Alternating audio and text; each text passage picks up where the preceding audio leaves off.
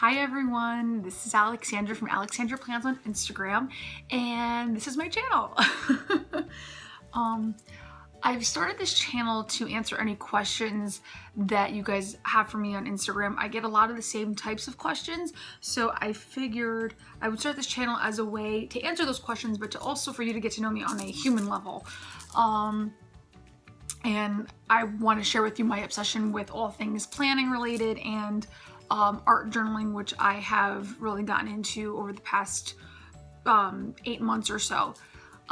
Just to kind of give you a little background on how I kind of stumbled upon the planner community.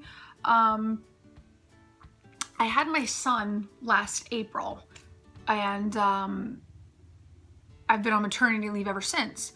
So as a result, I want to say maybe in June, while my son was taking naps and things like that, I said, okay, I really kind of have to do something for me, like me time, like a way for me to kind of tap into my creativity. I've always been a very creative person. And because I wasn't working, I needed to find a way to be productive, but at the same time do something that would benefit me and my creativity. In June, I was looking through Instagram and I discovered hand lettering and calligraphy, and I kind of started with that. I am by no means an expert on calligraphy. I'm still considered a newbie, but my attention kind of veered from that, and by July I had discovered the wonderful world of ERIN CONDREN. For me it was a no-brainer. I am a history teacher. I love to plan to begin with. I've always had a planner since I want to say maybe in 6th or 7th grade.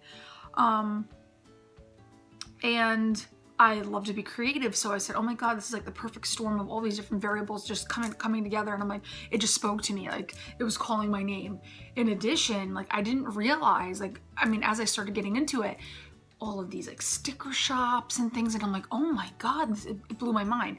And it brought me back to when I was in grammar school, and like we would have sticker books and trading stickers on the playground, and I realized like the obsession never left, and I'm now 32 years old, you know, and I'm like, oh my god, like, so yeah, I went into the planning community like all in. I started my Instagram account back in July, and just as a total planner newbie, I had no idea what the heck I was doing. I kind of look back on my first layouts in my ERIN CONDREN, and I kind of laugh because I'm like, oh my, I was really trying to find my groove, and kind of come up with a system that would work for me. And so that's kind of how that all evolved. And then as I kind of got more involved in the planner community, by September, I discovered the Reset Girls Listers Gotta List challenges. And if you are not familiar, I get a lot of questions on where I get the prompts from. If you go to theresetgirl.com, there is a tab that says right there for Listers Gotta List. You click on it, you sign up with your email, she sends you the prompts at the end of every month. And it's really a cool way to kind of get the artsy, but reflect on the past and the future while you're doing these prompts. And I mean, honestly, I never realized how much fun I would have doing these. And I will link that down below as far as how you can sign up. I started in September, and if you go to the Reset Girl, she has all these kits that you can buy to do the Listers Gotta List challenges, and I'm like, okay, I was already like buying all these stickers and stuff. I'm like, let me just kind of keep this simple. So what I got was a Leuchtturm 1917 journal, which is my journal of choice, and I'll get to that in a minute. And I was like, I'm a pen and paper kind of girl. I had some color pencils, and I'm like, I'm just gonna draw them out, and my list will accompany the drawings. I'll try and make the drawings appropriate for what list I'm listing that day. So that's kind of how it all evolved. So aside from this being a little introduction of myself, today I kind of want to talk about what I used for my Listers Gotta List challenges, and now in March I started the Doodle a Day challenge. I've been doing Lister's Got a List for I did it for about 6 months straight, and I don't know if it's meant, I don't know if anybody has ever done it for that long. I took a break from it in March this month because I felt that the prompts were getting a little repetitive. I mean, they were kind of worded differently, but they were prompts that were very similar to what I had already done, and I'm like, I kind of just need a change of pace. So this month I decided to do the Doodle a Day challenge from Elo Lovey on Instagram, and I will also link that down below as far as maybe you can get started on that for April. So let me show you my journals and what I use for them, because I get a lot of questions on the materials and stuff that I use. This was my first ever journal, Leuchtturm 1917. This I have a cover on, but this is like, it was just plain black, okay? I didn't know it at the time, but it comes in like a million different colors. As a matter of fact, I ordered one on Amazon. I always get these from Amazon because they have pretty good deals on them. And I didn't realize, like, and I bought one, and that's coming next week, and it's in gold. I'm like, I'm obsessed. They have it in like magenta and lime green and blue and every color, but I'm a sucker for gold, so I ordered the gold one. So hopefully in my next video I'll show you that one and how it looks, but I will link the gold one down below in case you're interested. So yeah, I mean, plain black, it's an A5 size. They come in plain paper, lined paper, and the dot grid paper. So if you're into bullet journaling, the dot grid might be better for you. I just got plain because I kind of knew what the intention was. And then I got these covers because they were kind of like plain and black and kind of boring. I got these covers from Cake Papery on Etsy. I will also link down the shop below. Okay. So yeah, I love these journals. To be honest, I haven't tried like a moleskin journal or anything because I really haven't had a need, because these have worked so great. The paper quality is excellent on these. I'm sure I think if you did watercolors, it would work just fine. I'm going to get to in a minute what I use. And for those of you that follow me on Instagram, you know that I always use Tombow markers, the dual brush markers, and color pencils. And as you can see here, I mean, they shadow, but they definitely do not bleed through the pages at all. Okay.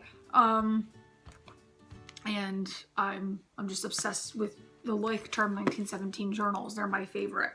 As far as what pens I use, I also use these for my planner because they work out great for me, and I use the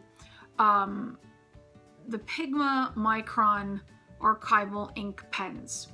Okay, they come, I think, in a 5 or 6 pack on Amazon. Really good deal. You can get them at any art supply store, Michael's, Blick's, AC Moore, Joann's, Hobby Lobby, whatever, you know, you're into. And they come in different tips, and these work with a lot of different mediums. So if you use the Tombows, they really don't bleed through. Watercolors, they hold up fine. Archival ink means that they do not fade, and yeah, they're waterproof essentially. So they're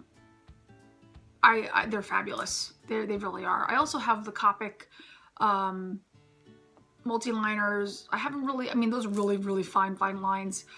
For drawing, I like to use the 03 or the 05, and then if you wanted to get a more fine line, I have the, I don't know if you can see that, 005. It's kind of backwards, but you get the idea. So yeah, that is what I use for pens. Now the question I get asked the most is the dual brush pens, or markers I should say. I've gotten all of mine on Amazon, and it comes in a pack of 10. I have the primary palette that I started out with, the Jelly Bean palette, and the Soda Shop palette. All of these which I got on Amazon, so you can kind of take a look, okay? And each one comes with, if you open this up, comes with a colorless blender, okay?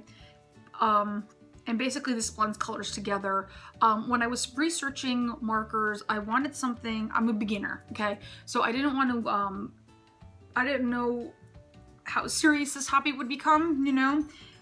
So I didn't want to invest too much money. I looked at the Copics, the Copic Chows, and I'm not advanced, and I read for beginners that the Tombos were a good start. So I started with these, and I wanted something that would blend very well, and so that's what I chose. It seemed to work for me. They are excellent. They are dual brush, meaning that the one tip is a brush pen. See, okay, and this tip is very good for calligraphy, hand lettering, just shading in general. And then you have your generic, just felt tip, okay, for just writing and what have you. Again, they're not waterproof because they are like kind of like a watercolory kind of pen.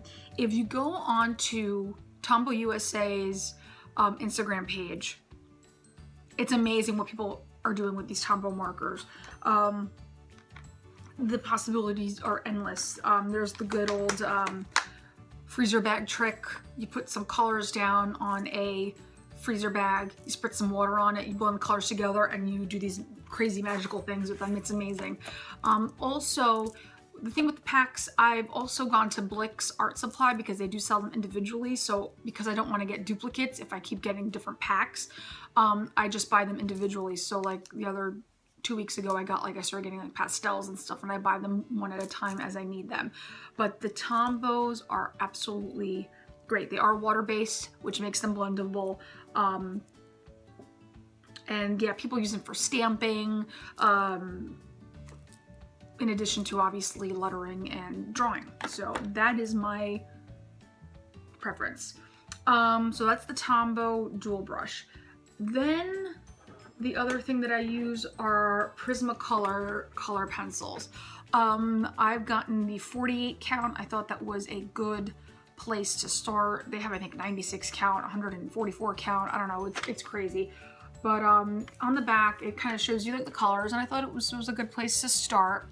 As far as, you know, the colors to blend and stuff. And it's kind of like the same concept with the Tombows. They give you this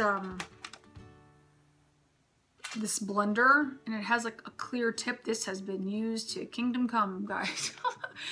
And yeah, I have to sharpen this, but it's colorless, so it blends different things together. So if you've seen any of my things on Instagram where I've used the Prismacolors, you can see that this does a great job with blending, and what have you. But this is what I've used as far as color pencils. When I first started out, I had Crayolas. To tell you the truth, I still like using the Crayolas because there are some shades that I have with those that I don't have with this. Also a really cool trick, if you don't have like a blender like this, what you can use to blend, let's say Crayola color pencils, is Q-tips. And if you take it along your drawing and you blend in different colors, it does a really good job of blending from one color to the next. So if you don't have this fancy stuff, if you have Q-tips at home, Q-tips are the way to go. As a matter of fact, before I got the Prismacolors, there was one drawing here I remember specifically doing where I tried that method out with the Q-tips. I think I had drawn, I don't know, like the Grand Canyon or something crazy like that. And yeah, so if you can see here, this was all blended in using Q-tips.